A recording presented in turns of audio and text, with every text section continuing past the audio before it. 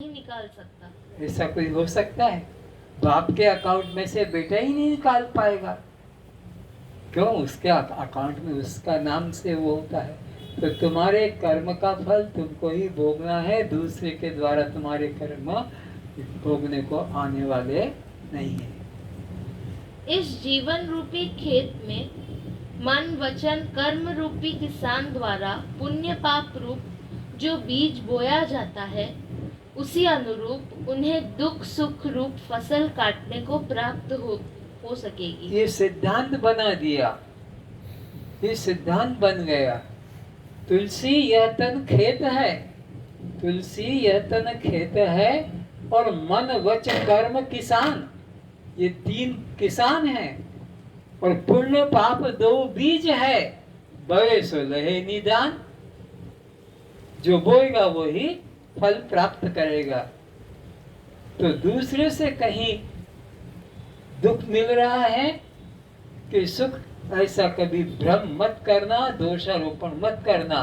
तुम ही तुम्हारे मित्र हो और तुम ही तुम्हारे शत्रु हो। जब तुम देह संबंध में लग जाते हो, आसक्त होते हो, तो तुम अपने शत्रु बन जाते हो, तुम्हें कोई दूसरा दुख नहीं देता। और जब तुम देह से हटकर आत्मचिंतन में लग जाते हो, तुम ही तुम्हारे मित्र बन जाते हो। इसीलिए भगवान कृष्ण ने आदेश दिया, हे अर्जुन, अपनी आत्मा को अधोगति में जाने से बचा ले। इन्हें तेरे हाथ में है आत्मा की ऊर्ध्वगति करना कि अधोगति करना। जब तू देह संबंध में विचार करता है तो आत्मा की अधोगति है, और जब आत्म संबंध में विचार करता है तो आत्मा की ऊर्ध्वगति है। तो तू अपने आत्मा को अधोगति में जाने से बचा। कल किया कर्म जब आज फल देने के योग्य होकर सम्मुख आया, तो उसे अज्ञानी ने देव योग, भाग्य, प्रारब्ध, किस्मत, तकदीर आदि नामों से कहते हैं। जो अपना बोया हुआ खेत में बीज था, फसल में वही तो काटेंगे। पिछले जन्म में जो कर्म किया है वही तो इस जन्म में भोग रहे हैं।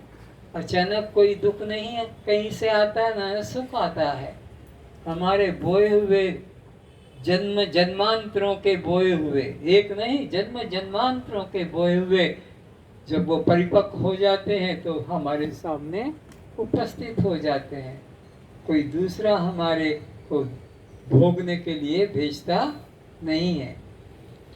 वशिष्ठ जी राम जी को कहते हैं कि हे राम, मूर्ख लोग देव देव कहते हैं।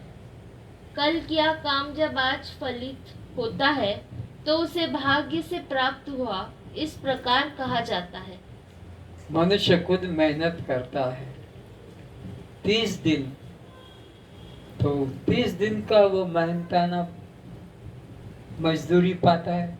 कोई 20 दिन मेहनत करता है तो 20 दिन का पाता है, कोई 10 दिन तो 10 दिन का पाता है।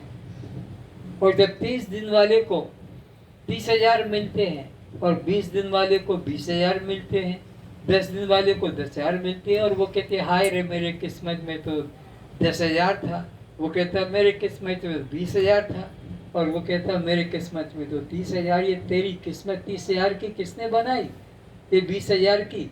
30 दिन काम किया तूने, 30,000 पाए। 20 दिन काम किया, 20,000 मिले। 10 दिन किया, 10,000 मिले। कोई तुमको दे नहीं रहा। इसी को अज्ञानी लोग देव योग, किस्मत, फॉर्चून, भाग्य, लक आदि नामों से कहते हैं। पर ये किस्मत, भाग्य, लक, यह तुम ही बनाने वाले हो। हे राम, मैं भाग्य निर्माता देव तब मानूं कि मैं पहाड़ से कूद जाऊं, अग्नि में गिर जाऊं और मुझे किसी प्रकार की पीड़ा न हो, चोट न लगे। मैं तब मानूं कि कोई देवता बचाने वाला है, रक्षा करने वाला है। ऐसा कब मानूं? जब मैं पहाड़ से कूद जाऊं और मुझे चोट न लगे, या आग में कूद जाऊं और मेरे को जलन न लगे, या मैं जहर पी लूं और मैं न मरूं। पर ऐसा तो कोई देवता बचाने वाला है नहीं कि मैं ऊपर से कूदूं और मुझे चोट न लगे या मेरे अपना आग में गिरूं और जलूं नहीं। कोई देवी देवता नहीं है। मूर्ख लोग, अज्ञानी लोग ही देवी देवताओं की कल्पना करते हैं। पर ऐसा तो होता नहीं देखा गया है। देखा जाता है श्रद्धा भक्ति पूर्वक भगवान को पुकारते, कीर्तन करते, जप माला करते, तीर्थ यात्रा पर जाते हुए उन भक्तों की बस कार पहाड़ों से धंसने से गंगा आदि नदियों में गिरकर मृत्यु को प्राप्त हो जाते हैं। अतः देव देव आलसी पुकारा। अज्ञानी कहता है कि मेरे सब काम देवता, माँ दुर्गा, माँ काली आदि कर देते हैं। कुछ लोग मानते हैं ज्ञान द्वारा केवल संचित व क्रियमाण कर्म नष्ट होते हैं, प्रारब्ध कर्म नष्ट नहीं होता है। यह कथन तो ऐसा हास्यप्रद हुआ जैसे किसी पुरुष की 3 पत्नियां हैं। उस पुरुष के मरने पर 2 स्त्रियां तो विधवा हो जाती है और 1 स्त्री सधवा रह जाती है। इसी प्रकार ज्ञानाग्नि द्वारा सब संचित व क्रियमाण कर्म दग्ध हो जाते हैं, तो प्रारब्ध भी साथ नष्ट हो जाता है। तो प्रारब्ध यह अज्ञानियों को समझाने के लिए, एक दिलासा दिलाने के लिए कहा गया है। वास्तव में तो प्रारब्ध भी नहीं होता है, क्योंकि वो जो ज्ञान अग्नि है, वो ज्ञान अग्नि सर्व कर्माणि भस्मसात् कुरुते तथा, सब कर्म जला देती है। तो क्या प्रारब्ध नहीं जला सकेगी? वो जलेंगे सब। ये बात तो एक हास्यप्रद लगती है कि उसके सब क्रियमाण कर्म नष्ट हो गए और प्रारब्ध कर्म रह गए। संचित कर्म में से प्रारब्ध कर्म रह गए। क्रियमाण कर्म और संचित कर्म ये जल गए और प्रारब्ध कर्म रह गए। ये कहना ऐसा ही हुआ कि कोई व्यक्ति मर जाए जिसकी 3 औरतें हो, तो 2 तो राण बन गई और 1 अभी सती, वह पतिव्रता रह गई। और तीनों के तीनों तो विधवा कहलाएंगी, तीनों ही तो राण कहलाएंगी, पति तो ऐसे ही ज्ञान अग्नि से तो सब जल जाते हैं। पर अज्ञानी कहता है, अच्छा जी, तो फिर ये जिंदा क्यों है? ज्ञान अग्नि से सब कर्म जल जाते हैं, तो इस आदमी को मर जाना चाहिए, क्योंकि बचाने वाला तो कर्म ही है। श्वास लेना जीवन का, ये तो कर्म के ऊपर है। जितने दिन का इसका कर्म है, श्वास लेने का लेगा। और तुम कहते हो ज्ञानाग्नि से सब जल जाते हैं, तो कहते हो हाँ हाँ भाई, बिल्कुल बात तुम ठीक कहते हो। अब इसकी लेशा विद्या बाकी है, वो इंतजार हो रहा है। जैसे किसी डब्बी में हींग हो, कपूर हो, इत्र हो, और वो खत्म हो जाए तब भी उसकी गंध थोड़ी रह जाती है। तो इसकी वो लेशा विद्या है, वो नष्ट होते ही ये देह भी नष्ट हो जाएगा, क्योंकि देह को बचाने वाला तो प्रारब्ध है। तो इसलिए अज्ञानी को समझाने के लिए, चुप करने के लिए कि देख, ज्ञान अग्नि के द्वारा संचित जल जाते हैं, क्रियमाण जल जाते, पर प्रारब्ध, अगर प्रारब्ध भी ज्ञान होते ही जल जाएगा तो शंकराचार्य की ये ज्ञान परंपरा आज तक कैसे आती? अष्टावक्र की ज्ञान परंपरा कैसे उतरती जनक के लिए, या जनक की ज्ञान परंपरा सुखदेव को कैसे? तो ये गुरु परंपरा से ही चल रहा है। अगर प्रारब्ध से देह भी खत्म हो जाता तो फिर दूसरा कोई ज्ञानी जन्म ही नहीं ले पाता, बचता ही नहीं। इधर ज्ञान हुआ किधर मरा, इधर ज्ञान हुआ कि मरा, तो ये फिर ज्ञान की गंगा आगे कैसे चलती? इसलिए यह ज्ञान के द्वारा प्रारब्ध का संचित भी जल जाता है और क्रियमाण भी जल जाता है, समझने के लिए यह कि प्रारब्ध अभी बाकी है, लेशा विद्या है। लेकिन ज्ञानी की दृष्टि में तो न स्थूल शरीर है, न सूक्ष्म शरीर है, न कारण शरीर है। उसकी दृष्टि में तो प्रारब्ध भी जला हुआ है, क्रियमाण भी और संचित भी। देह ही को छूता है, ज्ञानी तो देह है नहीं, तो प्रारब्ध भी कहाँ छुएगा।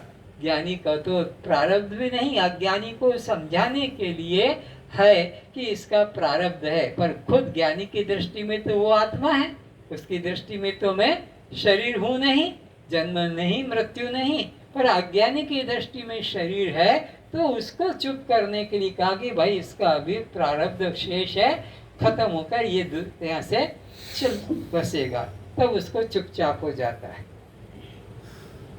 प्रारब्ध कर्म जीवित नहीं रहता है। यह प्रारब्ध शेष रहने की बात तो अज्ञानी को चुप करने के लिए कही जाती है। अभी इनका प्रारब्ध शेष है, इसलिए शरीर जीवित दिखाई पड़ता है। प्रारब्ध शेष होने पर विदेह मुक्ति हो जाएगी। अज्ञानी का यह तर्क है कि जीव बिना ज्ञान द्वारा जीव की मुक्ति हो जाती है, तो इसका देह त्याग भी साथ साथ हो जाना चाहिए, किंतु यह तो ज्ञान लेकर भी जीवित रहता है, क्यों? तब उसे कहा जाता है कि इसका प्रारब्ध भी समाप्त नहीं हुआ, इसीलिए जीवित है। जैसे पका फल वृक्ष से स्वतः पृथ्वी को प्राप्त हो जाता है, इसी प्रकार उसका यह शरीर भोग पूर्ण होने पर यह देह प्रतीति से भी मुक्त हो जाएगा। पका फल वृक्ष से स्वतः ही टूटकर पृथ्वी को प्राप्त हो जाता है, या पत्र पे, गच्छ के पत्र पर जो बूंद लटकी हुई है, हवा के झोंके से वो पृथ्वी को प्राप्त हो जाएगी। तो ऐसे इसका प्रारब्ध खत्म होते ये मृत्यु को प्राप्त हो जाएगा। अज्ञानी को समझाने के लिए कि इसकी लेशा विद्या अभी थोड़ी बची है, पर ज्ञानी की दृष्टि में तो देह ही नहीं, मृत्यु ही नहीं, वो तो अपने को अजर अमर आत्मा समझता है। प्रारब्ध तो स्थूल देह के स्पर्श करता है। प्रारब्ध किसको स्पर्श करेगा? स्थूल देह को। वो तो जीव को भी स्पर्श नहीं करता, आत्मा को तो करेगा ही कैसे? प्रारब्ध तो स्थूल देह को स्पर्श करता है, साक्षी को नहीं। परमात्मा मनुष्यों के कर्तापन को, न कर्म फल भोक्तापने को और न कर्मों को निर्धारित करता है। जीव अपने प्रकृति के अनुसार संस्कार और अनुसार बरताता है। जीव परमात्मा किसी के कर्म का निश्चय नहीं करता है कि तुम शराब पियोगे, तुम मांस खाओगे, कि तुम ये करोगे वो करोगे। वो अपने संस्कार से और संबंधियों से जैसे लोगों के पास बैठेगा उसका प्रभाव पड़ता है। इसलिए संग भी सोच समझ के करना चाहिए। हर एक का संग दोस्ती नहीं करना चाहिए। गुण क्रिया उसकी जैसी होगी, और तुमको शराबी के पास दोस्ती करोगे, तुम एक दिन पीने लग जाओगे। भंगेड़ी गजेड़ियों के पास बैठोगे, तुम्हें भी वो चस्का लग जाएगा। जुआड़ियों के पास बैठोगे जुआ खेलने, तुम भी सोचो आज मैं भी दाव पे लगा देता हूँ, तनख्वाह आई है और घर वाले भूखे मरेंगे, तुम्हारी तनख्वाह जुए में चली जाएगी। इसलिए विवेक पूर्वक संग करना चाहिए। अच्छे पुरुषों का, ज्ञानी पुरुषों का ही संग करना चाहिए। तो ये प्रारब्ध को मन से हटाओ। जीव के अपने कर्म ही उसको बांधते हैं। और मैं बताऊं, शास्त्र कहता है कोई भी दुनिया का बुरा से बुरा कर्म भी तुमको बांधता नहीं है। बुरा से बुरा, चाहे गो हत्या हो, गुरु हत्या हो, पिता माता की, पत्नी की, किसी की भी हत्या हो जाए, ये बड़े से बड़े कर्म है। संसार में कुछ पाप नहीं लगेगा। कब? जब तुम ये विचार रखते हो कि मैं किसी कर्म का करता नहीं, मैं किसी का भोगता नहीं, तो सारी पृथ्वी की हत्या कर दोगे तब भी तुम्हें पाप। यस्य नाहं कृतो भावो बुद्धिर्यस्य न लिप्यते हत्वापि स इमान् लोकान् न हन्ति न निबध्यते। पर कर्म तुम्हारे लिए कब बंधन रूप हो जाएगा? चींटी को मारने से, ऐसे करके मच्छर को भी मारने से कर्म तुम्हारे लिए हो जाएगा। अन्यथा सारी पृथ्वी के लोगों की भी हत्या हो जाए तब भी वो कर्म बंधन रूप नहीं। तो कर्म कब होता है? जब कर्म में कर्ता भाव जुड़ता है, वो कर्म बांधता है। अगर कर्म बांधता तो हनुमान को भी कितनी जेल मिलती, राम को भी कितने नरक मिलते, कृष्ण को भी कितने जन्म का नरक भोगना पड़ता, अर्जुन को भी कितने जन्म का नरक भोगना पड़ता। कम हत्याएं किए, कितने कितने योद्धाओं को, पुण्यात्माओं को, गुरुओं को, सबके। लेकिन कर्म ऐसा हुआ कि कुछ नहीं किया, कर्म ऐसा किया कि कुछ नहीं किया। अर्जुन को यही तो सिखाया, तस्मात् सर्वेषु कालेषु मां मनुस्मर युद्ध च। मां मनुस्मर, अपने स्वरूप का स्मरण कर, दृष्टा साक्षी आत्मा हूँ। और युद्ध कर, युद्ध का मतलब गृहस्थ का पालन, नौकरी, खेती, व्यापार, पति पत्नी, बच्चे, सब कुछ बंधन रूप नहीं है। मां मनुस्मर और युद्ध च। युद्ध का मतलब रण क्षेत्र में खड़े होने का नहीं है निरंतर। वहाँ कितनी देर तो 18 दिन का खेल था, खत्म हो गया। ये निरंतर की बात है। तो कर्म में कर्तापन का अहंकार ही जीव को बांधता है। और जो जान लेता है कि ये देह के कर्म मेरे नहीं, इंद्रियों के कर्म मेरे नहीं, मन के कर्म मेरे, मैं तो इनका दृष्टा साक्षी आत्मा जानने वाला हूँ कि ये कर्म इनके द्वारा हुआ और उसका ये फल इन्होंने भोगा। न मैं कर्म करता, न मैं फल भोगता। ऐसा अर्जुन को भगवान ने सिखाया। यस्य नाहं कृतो भावो, जिसके मन में ऐसा भाव नहीं है कि मैं कर्म का करता हूँ। यस्य नाहं कृतो भाव और बुद्धि यस्य न लिप्यते, और जिसके उन कर्मों में, फलों में बुद्धि, फल भोगने में आसक्त भी नहीं होती है। ऐसे उदासीन रहने वाले, ऐसे कर्म से दूर रहने वाले, कर्ता भाव से दूर रहने वाले, साक्षी भाव में जीने वाले ज्ञानी के द्वारा कुछ कर्म होता ही नहीं। लोगों की दृष्टि में वो सारे पृथ्वी की भी समाप्ति कर दे एटम बम छोड़कर, तब भी वो पाप को प्राप्त नहीं होता। क्यों? कि उसके मन में कर्म के प्रति कर्तापन का अहंकार नहीं होता है। कर्म करने से जीव नहीं बंधता है, कर्म में कर्तापन का अभिमान ही उसे बांधता है। कर्म में कर्म नहीं बांधते, कौन बांधता है? कर्तापन का अहंकार कि मैं कर रहा हूँ, मैंने किया, मैं करूँगा।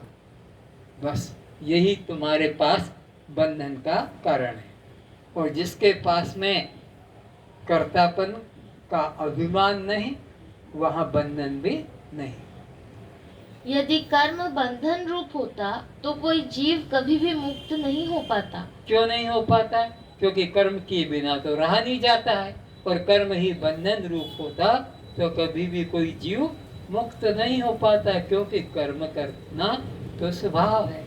तो कर्म बंधन रूप नहीं, कर्म में कर्तापन का अहंकार ही बंधन का कारण है। क्योंकि जीव के अनंत संचित कर्म भोगने को शेष हैं, एवं भोगते समय भी कोई जीव एक क्षण भी अकर्ता नहीं रहता। तो जीव के अनंत अनंत अनंत जन्मों के कर्म जमा पड़े हैं, जितने यहाँ बैठे हुए हैं और जहाँ तक भी पृथ्वी पर जीव हैं, वो आज के, कल के, एक जन्म के, एक सृष्टि के अनंत अनंत अनंत जन्मों के संचित कर्म पड़े हैं और उन कर्मों का कभी समाप्ति नहीं होगी। और भोगने को आता है तो भोगते भोगते भी नया कर्म बन ही जाता है और वो फिर संचित में चला जाता है।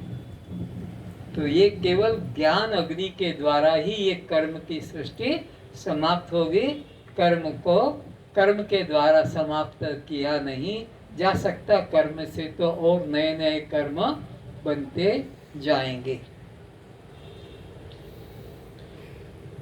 क्योंकि जीव के अनंत संचित कर्म भोगने को शेष है एवं भोगते समय भी कोई जीव एक क्षण भी अकर्ता नहीं रहता, वह नूतन कर्म करता रहता है। इस कारण जीव कभी संचित कर्म भोग कर समाप्त नहीं कर सकेगा।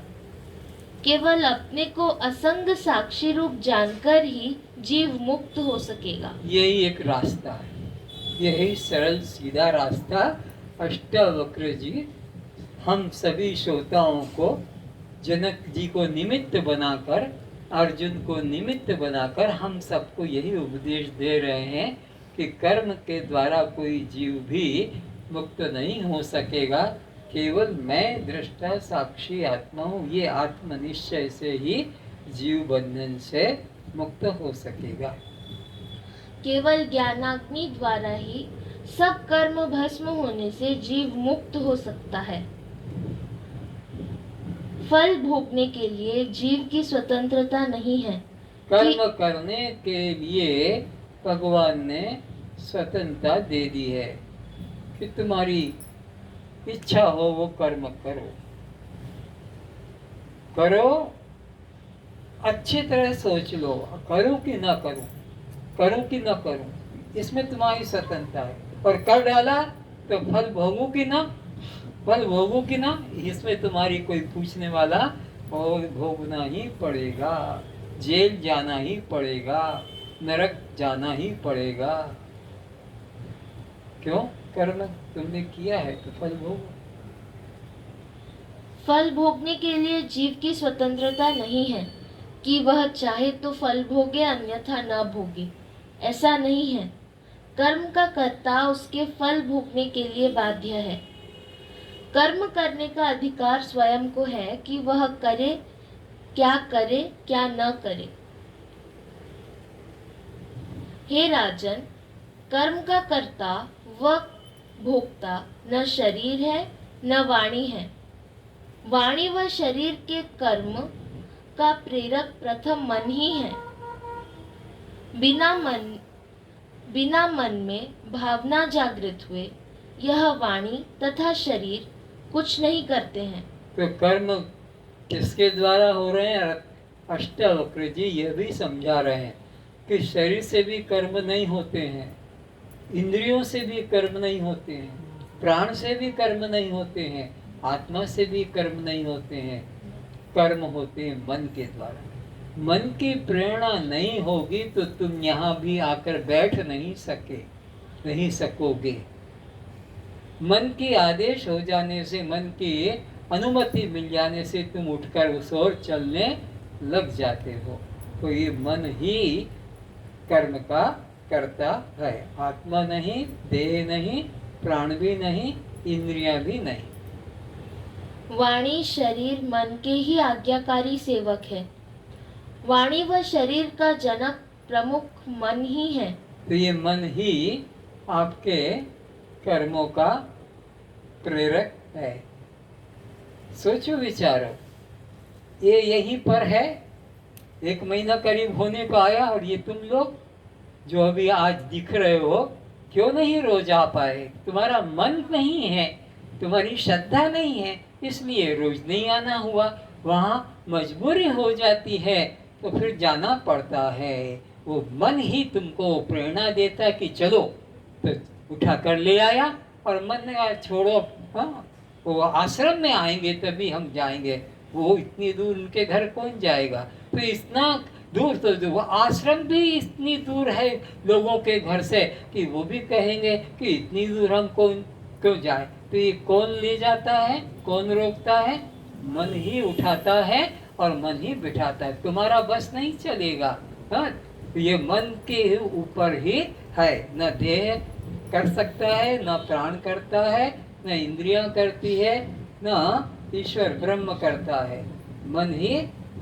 इसलिए कबीर कहते हैं मन के हारे हार है और मन के जीते जीत।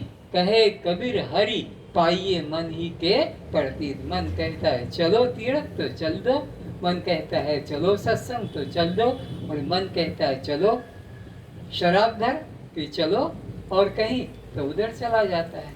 शरीर अपने आप कभी नहीं कहेगा कि सत्संग में चलो, कि तुम शराब धर में चलो।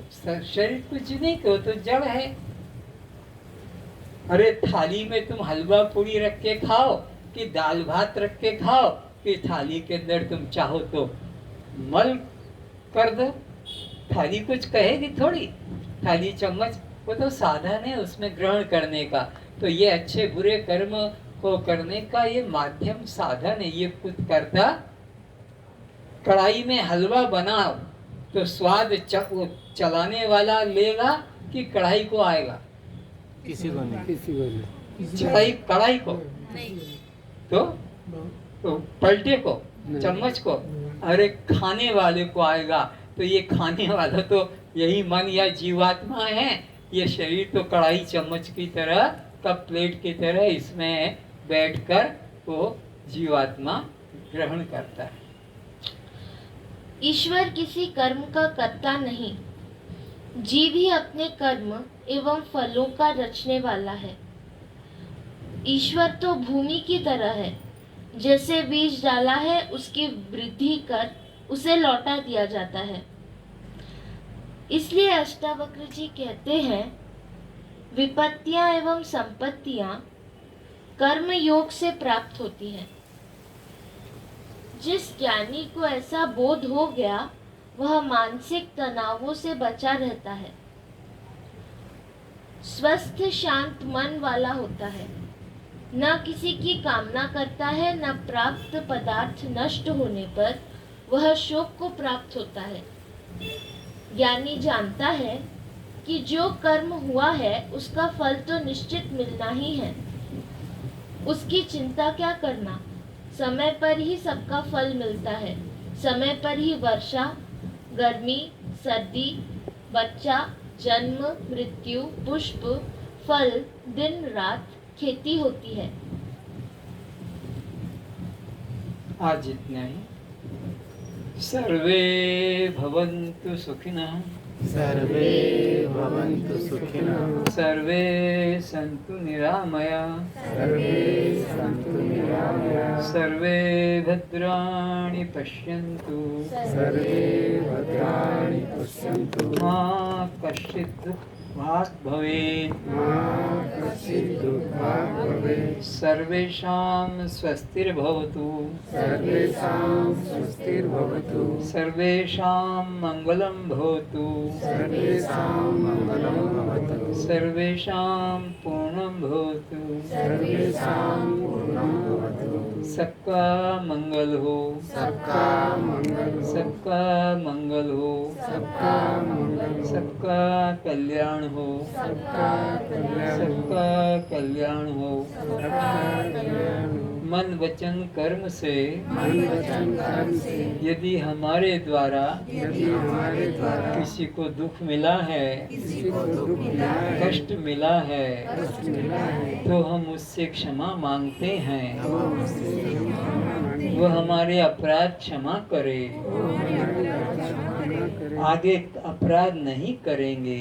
आगे अपराध नहीं करेंगे। हमारे अब सभी मित्र हैं, हमारे अब सभी मित्र हैं, हमारा कोई शत्रु नहीं है। हमारा कोई शत्रु नहीं है। वैर भाव की निवृत्ति वैर भाव की निवृत्ति वैर भाव बढ़ाने से नहीं होती है। वैर भाव बढ़ाने से नहीं होती है। वैर भाव की निवृत्ति वैर भाव की निवृत्ति प्रेम भाव, प्रेम भाव, क्षमा भाव, क्षमा भाव, समता भाव, समता भाव, आत्म भाव से होती है। आत्म भाव से होती है। सबका कल्याण हो। सबका कल्याण हो। बोलो सच्चिदानंद भगवान की जय। सद्गुरुदेव की जय। आज का विषय आपने ध्यान से सुना, इसके लिए मैं बहुत आभारी हूँ। आपके पुण्य प्रताप से मुझे भी इतनी देर सत्संग में डूबने का मौका मिला, इसके लिए मैं आपको फिर से प्रणाम करता हूँ। और मेरे द्वारा जो भी भूल अपराध हो जाते हैं बोलने में, समझाने में, युक्ति दृष्टांत में, उसे क्षमा करो।